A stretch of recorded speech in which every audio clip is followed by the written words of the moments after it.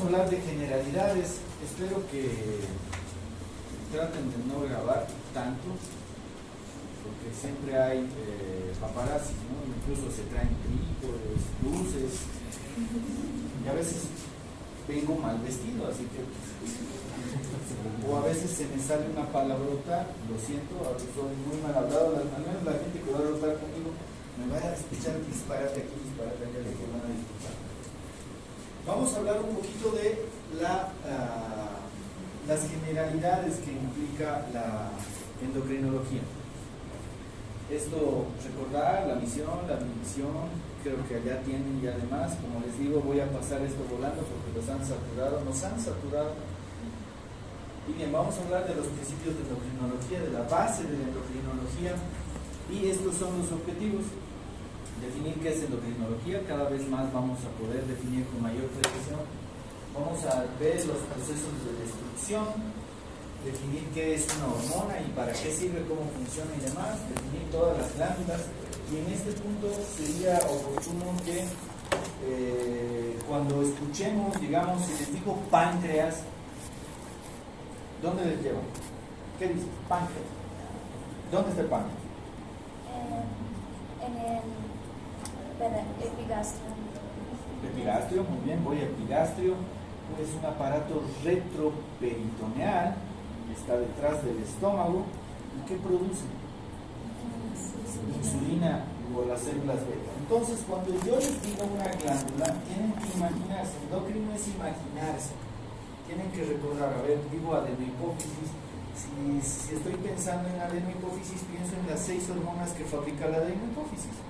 Me ayudan. ACTH, LH, FSH, TSH, GH y prolactina. Son las 6 hormonas que se fabrican a nivel adenohipofisiario. Por lo tanto, cuando estemos hablando de una de esas hormonas, ya tienen que ir ahí dentro, ¿sí? Y jugar con las otras hormonas, con las otras glándulas relacionadas. Si hacemos eso, va a ser muy sencillo entender todo esto. Luego vamos a ver qué términos se utilizan, por ejemplo, la acción endocrina, parácrina y autócrina. Según la bioquímica, tengo que saber que la insulina es un esteroide o una proteína. Es una proteína gigante, ¿sí? ¿Necesitará un receptor en la membrana o pasará a la célula tranquilamente? ¿Qué opinan? Necesita receptor porque en la membrana citoplasmática hay una bicapa fosfolipídica que va a impedir que ingrese, por lo tanto no hay la llave y necesita llave. ¿Cuál es la llave? Un receptor proteíno. Luego vamos a saber qué mecanismos de acción, el tipo de acción hormonal, la interacción que hay entre las hormonas, la relación que hay. Ustedes van a ser internos dentro de la cadena alimenticia, son lo más bajo en el hospital, ¿sí? Así que esa relación hormonal también la vamos a utilizar gracias a su próxima definición de ustedes, interno, ¿sí? Vamos a determinar hormonas según su tipo bioquímico, vamos a entender qué es retroalimentación, vamos a ver qué es homeostasis. ¿Qué es homeostasis?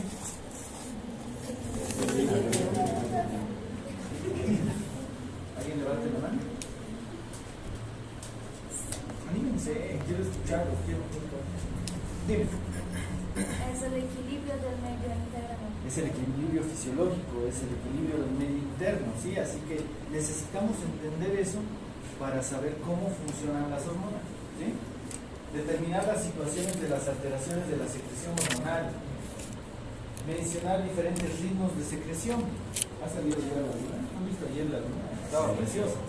Amarilla. A las mujeres se les dice lunáticas, ¿no? ¿Por qué? No, porque están locas. Bueno, también, pero ¿por qué se les dice lunáticas?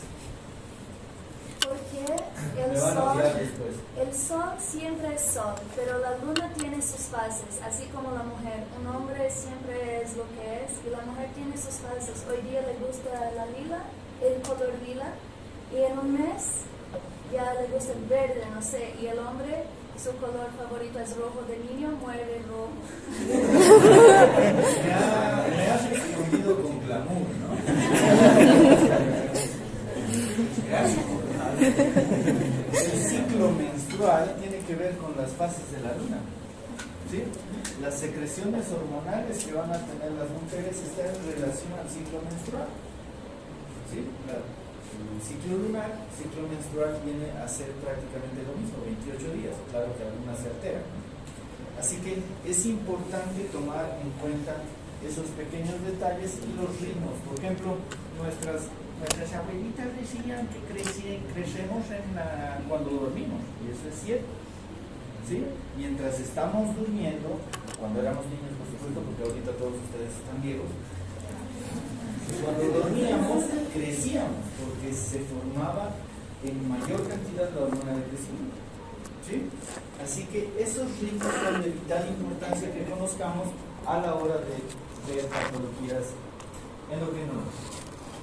Luego, la relación y tipos de receptores de cada uno de ellos. Vamos a saber qué es transducción de señal y rebosamiento de especificidad. Entonces, endocrinología significa simplemente hormonas, glándulas, secreción interna que pasa a un torrente sanguíneo y va a actuar a una célula diana.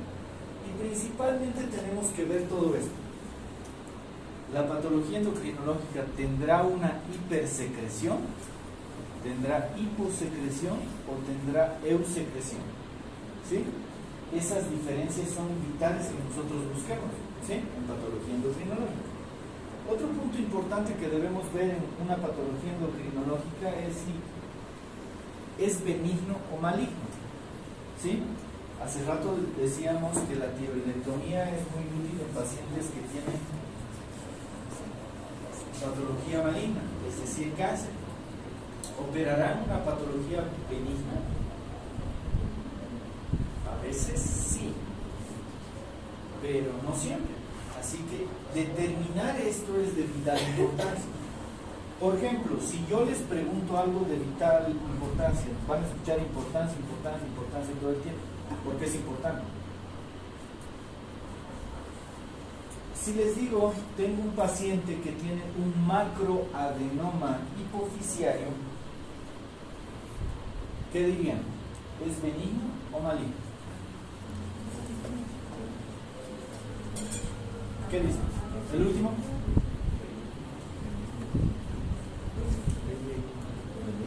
¿Perdón? Más del 99% son benignos. ¿Operas o no operas? ¿Quién dice opero? Aquí dicen que no. Pelea. ¿Quién dice opera? ¿Quién dijo? ¿Quién yo? Okay. Tú también. Vienen de amarillo, ¿no? ¿Por qué operas? Porque, por ejemplo, Pomar es benigno, pero puede estar haciendo compresión. Una secreción. No siempre. Puede ser compresión. Y el cráneo ya no se expande, por lo tanto va a haber compresión de órganos vitales, vista, el mismo hipotálamo, el centro de la respiración y demás cosas, puede recibir una compresión de un macroadenoma, así que en este caso sí operaríamos, ¿sí? Por lo tanto, definir esto también es de vital importancia. Y si se han dado cuenta, ¿cuál es su nombre? Gabriel ya está pensando también si hay hipersecreción o hiposecreción, lo que hemos dicho antes, ¿sí? Así que busco si hay hipersecreción, si hay eusecreción o hay hiposecreción, y también pienso si hay malignidad o benignidad de la patología, ¿sí? Otra cosa importante que debemos saber a la hora de ver destrucción celular es cuando vemos, por ejemplo, el COVID-19 que nos ha dado. Las tiroiditis por COVID-19, las diabetes tipo 1 se han empezado a diagnosticar. Por lo tanto, patologías autoinmunes están relacionadas también a infecciones. Y las patologías autoinmunes se asocian a destrucción celular. Lo mismo procesos infecciosos que vienen de la mano, patologías infiltrantes, ¿sí?, que provocan necrosis y demás, pueden traer también problemas endocrinológicos, mutaciones genéticas. Próximamente van a ser internos, nuevamente repito. Y como están Ya saben, en la cadena alimenticia a veces no les proporcionan material. En los quirófanos están utilizando el arco en C y como somos lo último de lo último, no nos proporcionan delantal, o si nos dan delantal no tienen su protector de cuello y demás, y producen a la larga mutaciones genéticas que pueden traer consigo alteraciones endocrinológicas. Así que cuando sean internos, con respeto, soliciten el equipo necesario para trabajar. A veces no les dan ni siquiera guantes. Hay algunas enfermeras que son maleretas, pero hay que tener mucho cuidado, ¿no? Trastornos metabólicos o farmacológicos, por eso decíamos que los antecedentes en endocrinología son de vital importancia. Por ejemplo, una hiperprolactinemia. Y aquí quienes han jugado de jóvenes, sobre todo los hombres, pellizcarse el pezón. ¿No jugaban? ¿Nunca? Niños salvajes. Pacientes con hiperprolactinemia. Pero si me dicen que no, porque creo que aquí nadie jugó eso, nadie jugó, pueden estar utilizando drogas que provocan hiperprolactinemia. Así que el antecedente es de vital importancia, y sobre todo hablando de fármacos, ¿sí?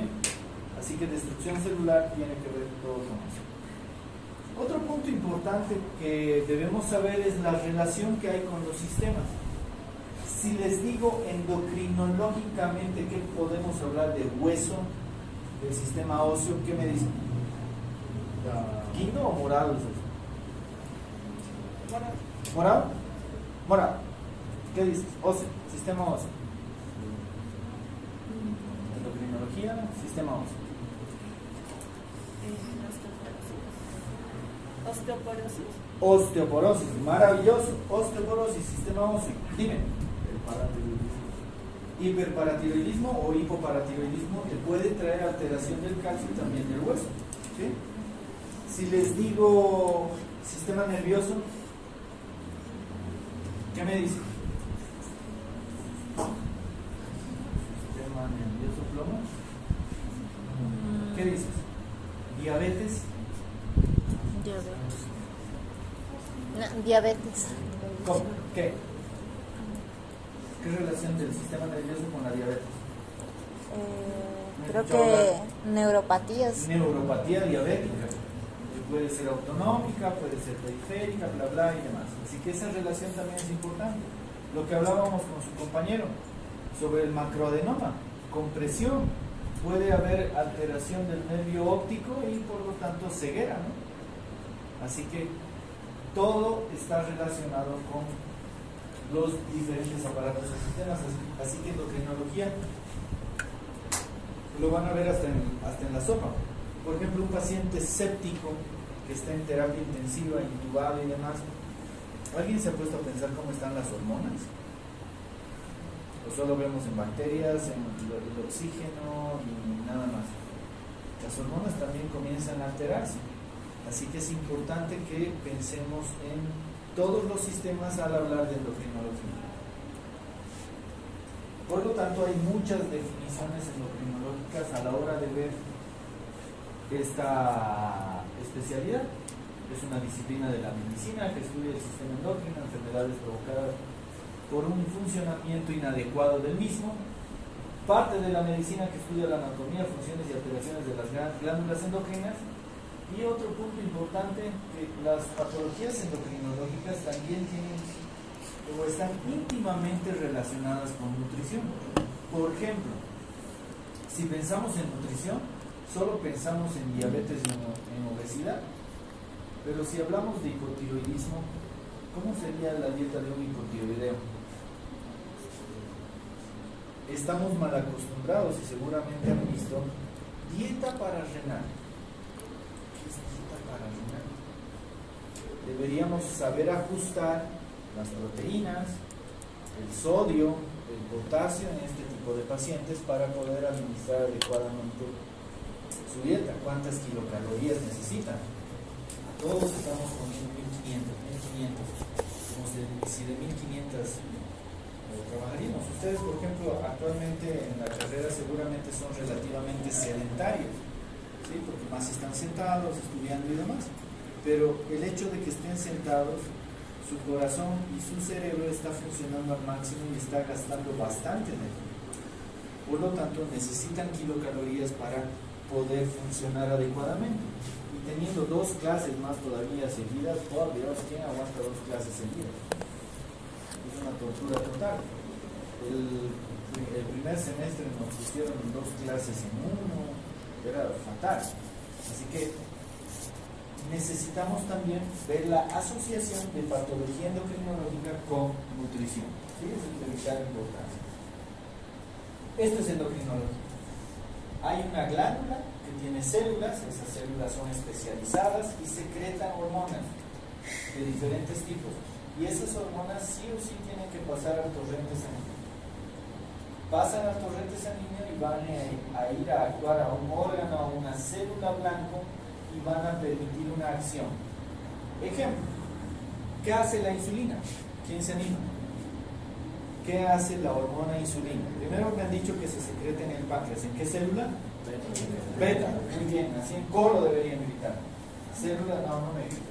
Células beta. ¿Estoy pasando? Células beta, perfecto. ¿Qué hace esta hormona? ¿Qué hace la insulina? ¿Qué hace la insulina?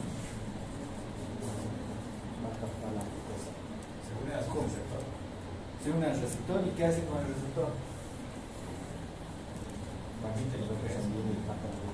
Agarra la glucosa y la ingresa dentro de la célula para que sea utilizada como energía o se almacene como energía. ¿Sí? Eso es lo que hace la insulina. Entonces tiene una acción. ¿Sí? De eso se trata una hormona. Y eso es endocrinología.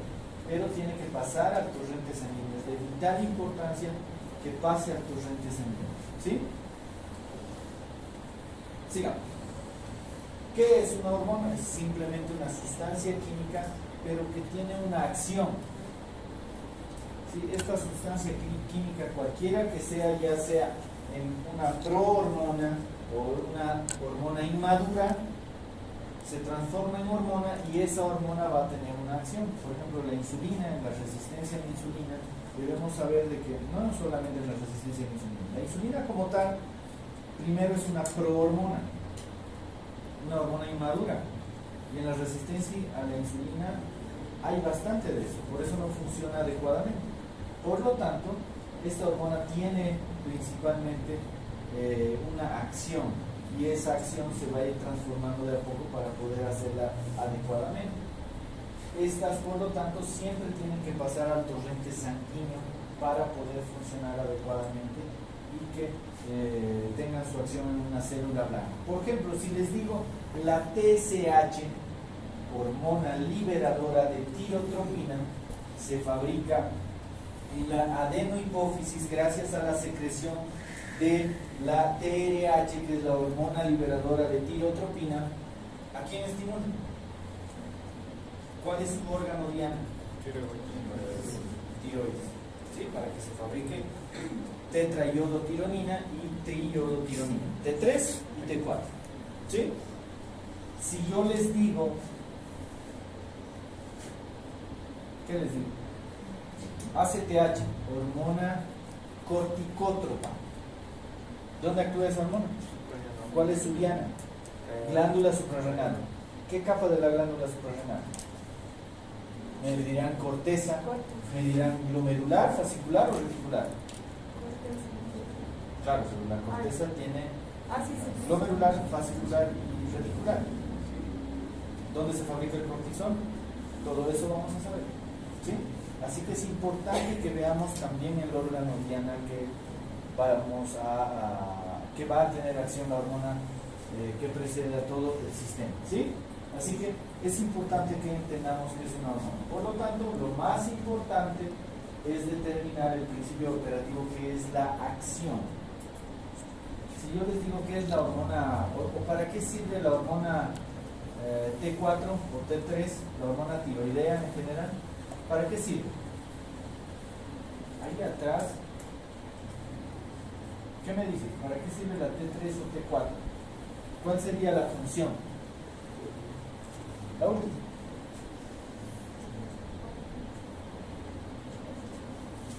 ¿Para qué sirve la T3 o T4? La hormona tiroidea. ¿De qué nos sirve tener tiroides, en otras palabras?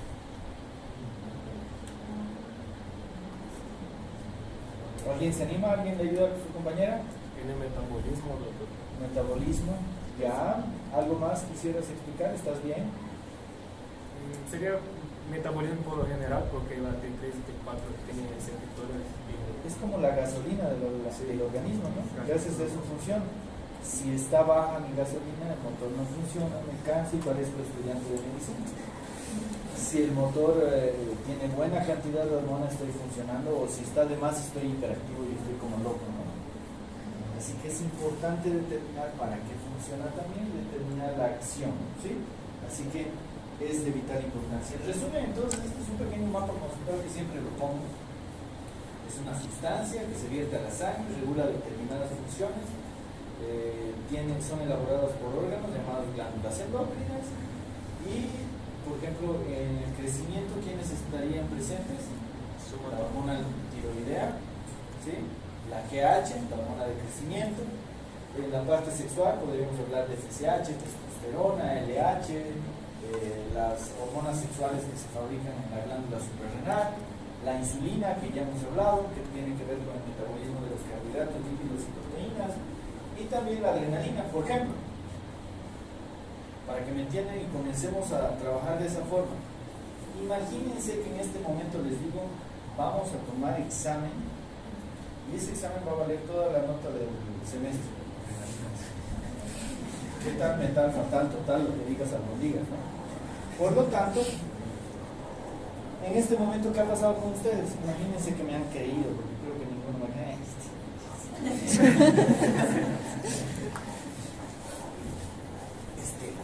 Bien, si realmente me creerían y sería un desgraciado y les digo eso y realmente lo hago, ¿cómo estaría su corazoncito? Necesitaría adrenalina para que pueda funcionar.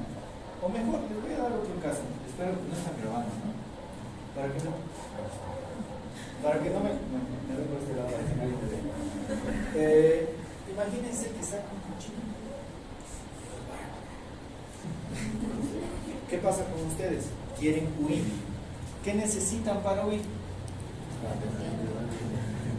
Van a secretar otra hormona, cortisol. Van a secretar otra hormona, insulina o glucagón. ¿Para qué el glucagón? ¿De qué me sirve el glucagón? Porque va a sacar la glucosa de la célula y poner...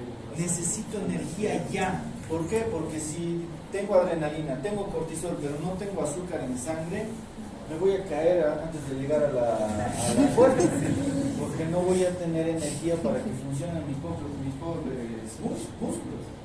¿Sí? Así que necesito varias hormonas para poder funcionar.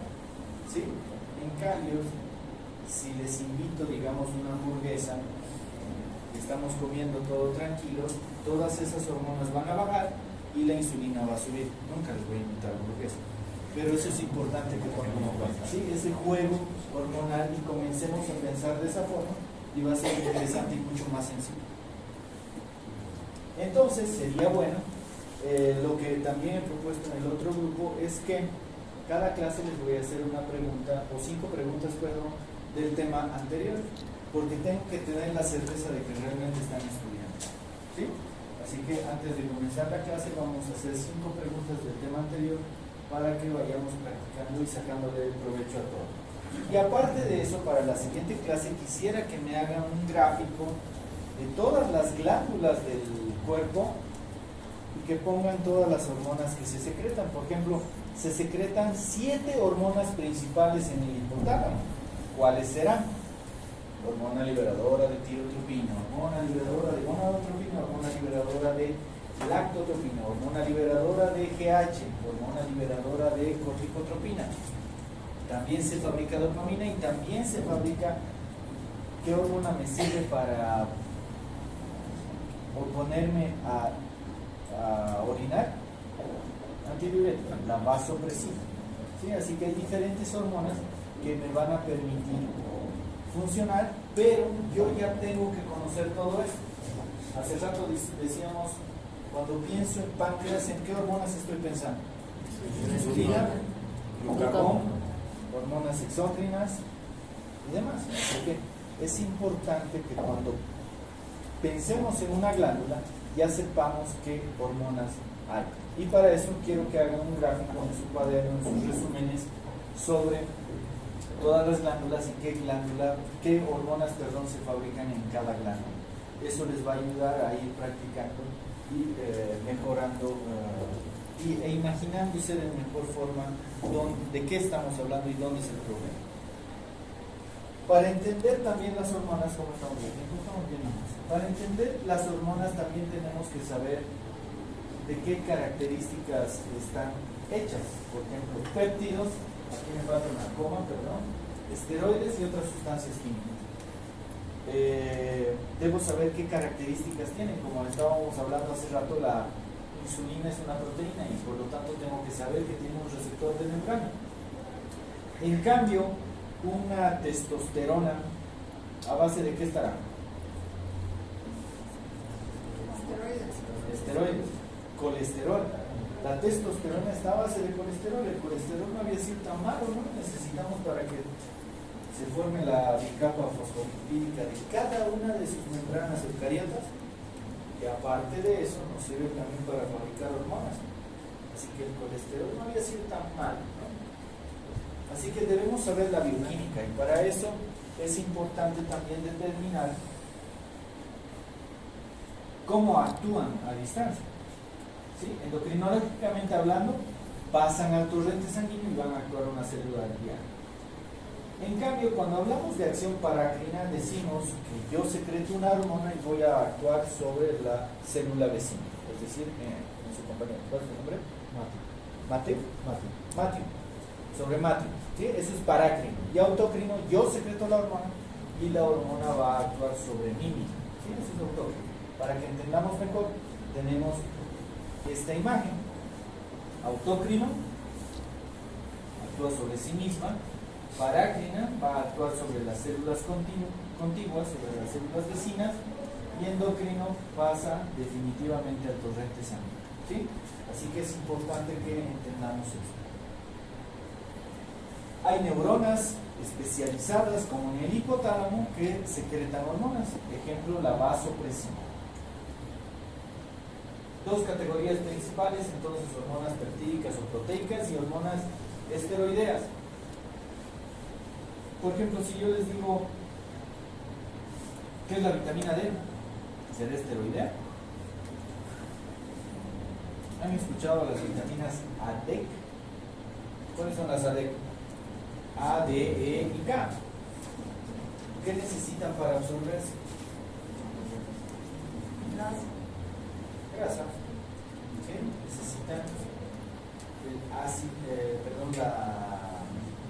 el líquido biliar, ¿sí? Para poder absorberse. Si no funciona bien esa sustancia, no se van a absorber adecuadamente estas hormonas. Si digo hormonas tiroideas, ¿qué características tendrá? ¿Será un péptido o será un esteroide? Eso es lo que tenemos que empezar a aprender. Esta clasificación me parece muy interesante porque menciona la química de las hormonas, en esteroideas y no esteroideas, ¿sí? Dentro de ellas tienen sus diferentes hormonas, ¿sí? Por ejemplo, aquí habíamos mencionado proteínas, insulina. Hay, según su mecanismo de acción, hidrosolubles y liposolubles, ¿sí? También tenemos, según su tipo de acción hormonal, como ya hemos hablado, parácrino, autócrino y endócrino, y también según la interacción hormonal, siendo cinético, permisivo y antagonista. Nuevamente les digo, ¿cuál es el antagonista de la insulina? ¿Cuál es el que va en contra?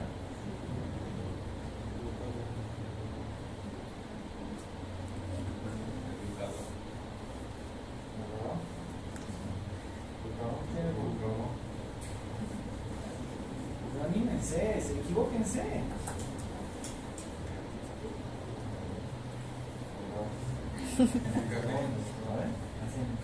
¿Glucagón? ¿Quién dijo glucagón? Excelente. Glucagón, es glucagón, su antagonista es glucagón. ¿Y qué dijimos al rato del cuchillo y del examen que define todo y demás. ¿Qué otros antagonizan a la insulina? ¿Qué? ¿Alguien dijo algo? Por aquí. Levanten la mano. ¿Qué dijiste? ¿Tú hablas? ¿Tú hablas? Adrenalina. La adrenalina también antagoniza a la insulina. ¿Sí? Antagoniza. Eso sí es. ¿Qué otra hormona? Cortisol. Cortisol. Siempre hablan por ahí, no veo que cortisol. Cortisol. El cortisol también es un antagonista de la insulina. ¿Sí? El cortisol te eleva el azúcar y la insulina te baja el azúcar. ¿Sí? Así que hay que entender cuál es el antagonismo. ¿Sí? Por ejemplo, el antagonismo de las hormonas superiores es tener las hormonas inferiores o de las glándulas diana bajas, digo altas. Si, por ejemplo, la hormona tiroidea comienza a elevarse, ¿cómo va a estar la TSH? Baja. ¿Sí? Es un antagonismo que trabaja también desde cierto punto de vista de forma sinérgica. ¿Sí? Así que es importante tomar eso en cuenta. Las hormonas peptídicas también tienen que ver, por lo tanto, con las proteínas. Por ejemplo, un insulinoma, ¿por qué se caracteriza? ¿Cómo va a estar la hormona insulina? ¿Cómo va a estar?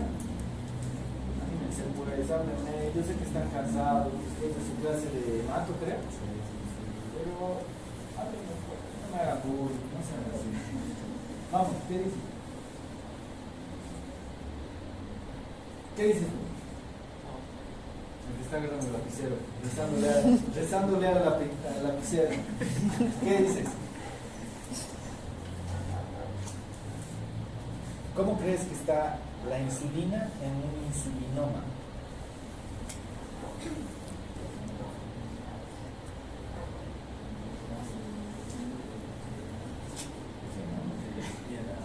Nos están torturando con un olor. Van a ir sintiendo, están cocinando por ahí delicioso.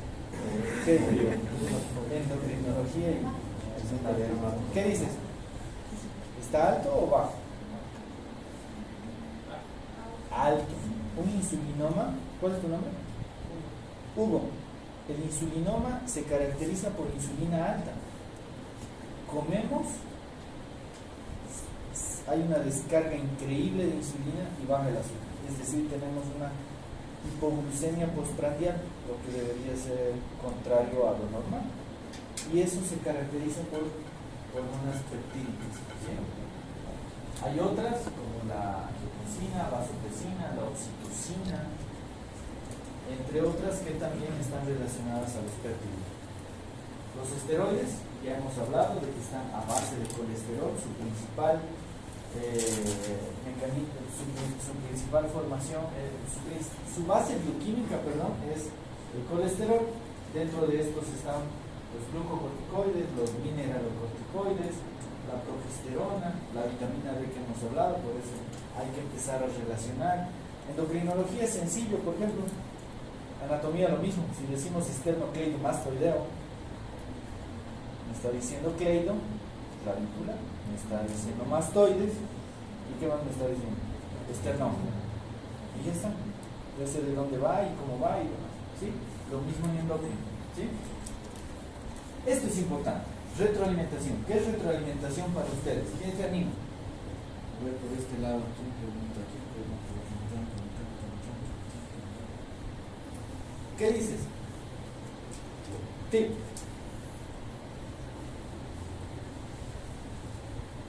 ¿Qué es retroalimentación para ti? No siempre médicamente hablando. ¿Qué es retroalimentación? En el diario vivir hacemos retroalimentación. Aquí estoy haciendo retroalimentación. ¿Qué es retroalimentación para ti? En simples palabras. ¿No? Por ejemplo, algo siempre van a aprender de mí y yo voy a aprender de ustedes. ¿Sí? Aprendo todo el tiempo de ustedes. Porque les exijo y siempre ustedes salen con algo diferente, algo que han leído y yo no he leído. Y eso es muy importante. Eso es retroalimentación. Es una comunicación constante. ¿Sí? Y si lo llevamos a, por ejemplo, violencia familiar, una pareja que se anda golpeando unos a otros y es un bolón que uno le pega al otro, le pega y es un desastre. ¿Será retroalimentación negativa o positiva? ¿Negativa? ¿Seguro? En endocrino no es así. Sí, en endocrino lo que se sale de lo normal es positivo. ¿Sí? Y se relaciona con la violencia familiar. Se sale de lo normal, no es normal. ¿Qué habíamos dicho de homeostasis? Se desequilibra. No es homeostática la retroalimentación positiva. En cambio, en endocrinología, una respuesta que ustedes mismos han dicho, si está subiendo la hormona tiroidea, que hace la TSH, baja su producción. Eso es retroalimentación negativa. Ahora vamos a hablar. Retroalimentación positiva, entonces, son efectos acumulativos. Aumenta o magnifica el cambio inicial y no son homeostásicos. Desestabilizan el sistema. Variable se aleja cada vez de lo normal. Una violencia intrafamiliar es terrible. Se va alejando cada vez más de lo normal. Es un evento externo que detiene la respuesta salida de los sistemas. ¿Algún ejemplo de retroalimentación positiva entonces? Médicamente hablando, endocrinológicamente hablando. La producción de T3, T4. No. Resistencia a la insulina. No.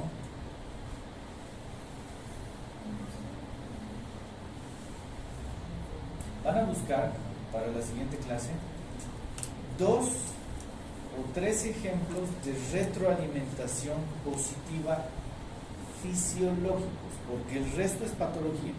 ¿Sí? Fisiológico. Sí. Sí. ¿Cómo explicas eso? ¿Y qué es la cosa o el evento externo que va a limitar o parar esto? Ay, no, esto me lo pueden llenar, por favor, su asistencia.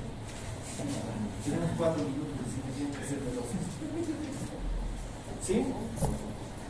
Así que tenemos que explicar cómo es eso. ¿Sí? En cambio, retroalimentación negativa tienen que ser rápido, por favor. Rápido. Retroalimentación negativa es el principio general que regula la síntesis y la secreción hormonales, mantiene la homeostasis, estabiliza el sistema. ¿Sí? Las hormonas tróficas hipoficiarias actúan sobre las glándulas y estas sobre las células tróficas hipoficiarias. ¿Eso qué significa? Si una baja, la otra sube. Ejemplo, si ustedes están siendo flojos en endocrinología, yo me voy a enojar, les voy a llamar la atención, les voy a presionar, los voy a torturar y ustedes van a mejorar la producción. Eso es lo que hace la hipófisis. En cambio, si ustedes me demuestran que estudian, se esfuerzan y demás, yo voy a estar tranquilo, voy a explicar y voy a dar mi clase tranquilamente, feliz y tranquilo. Así que eso es retroalimentación negativa. Si estás empezando a flojear, a no producir hormona, te exijo, te estimulo. Si estoy produciendo suficiente hormona, no hago nada, dejo de producir y estoy tranquilo. ¿Sí? Eso es retroalimentación negativa. Este es el resumen. Glándula endocrina produce hormona, glándula manda señal negativa cuando ya tiene suficiente. En cambio, una positiva es constante. ¿Esto qué es? Para terminar, ustedes van a tener 2 feriados, así que vamos a tratar de que las clases sean un poquito más aceleradas de aquí en adelante. Sí, hoy nos hemos dado tiempo un poquito, charla un poco, pero ¿qué opinan? ¿Qué es eso? Primero, ¿es resonancia o es tomografía? Quita más, quita menos. ¿Qué es? ¿Esto qué es? ¿Esto? ¿Y esto? ¿Cómo está la hipófisis? Grandanga, ¿no? Grandanga sigurizana. ¿Qué significa? Que hay un macroadenoma hipoficiario. ¿Este qué hueso es? Estenoides. ¿Sí? El estenoides, el que tiene la silla turca, ¿no? Ahí dice. Es un síndrome de Nelson que se debe, que significa que es un macroadenoma hipoficiario hipersecretor de ACTH gracias a una suprarrenalectomía bilateral. Así que esa es una respuesta a déficit hormonal, es decir, las hormonas son ciegas, no ven, solo se sienten. ¿Sí? Preguntas, dudas, algo que no esté claro. Ante guerra avisada no hay muertos. Algo que quieran comentar. ¿Nada? ¿Seguro? Ahora, porfa, anoten su nombre. Mil disculpas, me olvidé completamente.